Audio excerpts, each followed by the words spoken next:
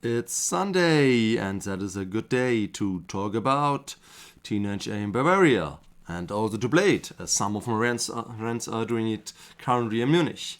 But it's not only a good time to do that in Bavaria, it's in the whole world.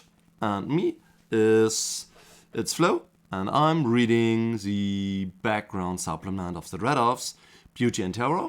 I'm reading it aloud, so if you don't have the time to read through the books, you can let this run in the background and get some info about that deadly but cultivated society from here. Okay, the 6 days that I'm doing that, you might remember, while I'm keeping doing that, you'd get it in a special offer on Amazon, and you'd get it all as printed, and you always get it free on w9h.com on the downloads. Yeah, so well, today I'm continuing the story of the one Rudolph who, with his ship, sailed from a more distant point of the Republic to the mainland and met there a relative of him, where they did talk about some stuff and about the politics. I already read 2 chapters of that to you, and today I'm reading chapter 3. So, let's get ready to hear. Thus we started our journey towards the ancestral home of my kin, where my cousin and I were raised and taught to be proud citizens of the Republic. The familiar landscapes filled my mind with memories. Long decades had passed since last I cast my gaze on those hills and plains, but they were never forgotten in my heart. The breeze descended from the hills and rippled the wheat where slaves toiled over great fertile plains, and from afar the broad river Jeta cut the landscape from the horizon to our backs. The water spread broad and mighty as we approached, flowing from the untamed frontiers of the north and west, where the beasts and savages dwell, to the estuary in the east, home of civilization.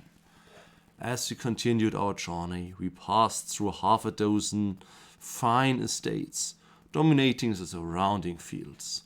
The sound of blades in training and the orders shouted by senior officers proclaimed the strength of the Selexian heartland and offered a dire warning to the enslaved.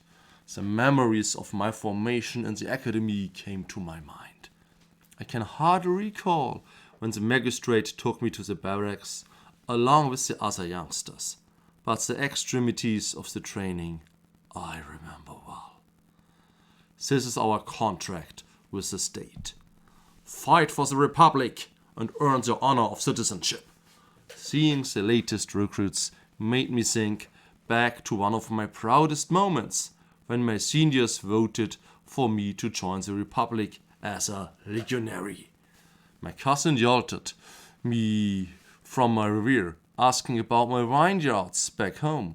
I replied that this year's vintage would be a good one. I've brought a dozen of my best bottles for you, just as sweet and sophisticated as we dab. I'd rather drink water like the slaves, he replied, and we both laughed. I asked him about his plantations, and he began to boast how his 4 estates were thriving. The last raid to Tapira was a success, and that had allowed him to expand his territory in the west and improve the defenses along its hinterland frontier. He'd even obtained an exploration license for a coal mine in the east, but this would require more slaves still.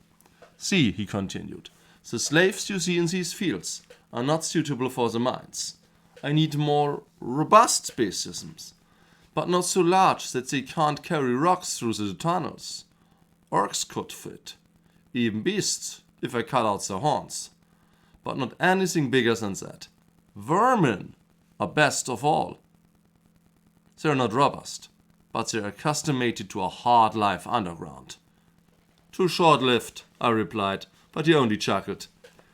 When you find yourself in need of slaves, come and speak to me. I'll give you a good price, and I always keep the best quality for my fellow dab. None of that rough seller brought. A few hours later, we reached his lands. Around us, an ocean of gold stretched over the plains. We approached the hill, the only hill 4 miles, where the fortified house of my childhood stood, Woolachand. I couldn't help but notice that the wild woods behind it were more distant now than in my youth. My cousin told me that the border had been expanded some years ago, when a large beast horde descended from the mountains and was defeated. Yet there was still a sizable garrison training in the drill yard when we arrived. This, and the recently restored defenses, suggested that the conflict was not over. Our land lies at the very border of the Republic, my cousin said. Here the conflict never ends. We must stay sharp. My contacts in the outcast settlements in the woods recently warned me that the barbarians' numbers are growing again. I fear there will be war, like we have not seen since our parents' day. You remember? I was already lost in my memories from a time I thought I had forgotten. And I won't forget to tell you how the story continues.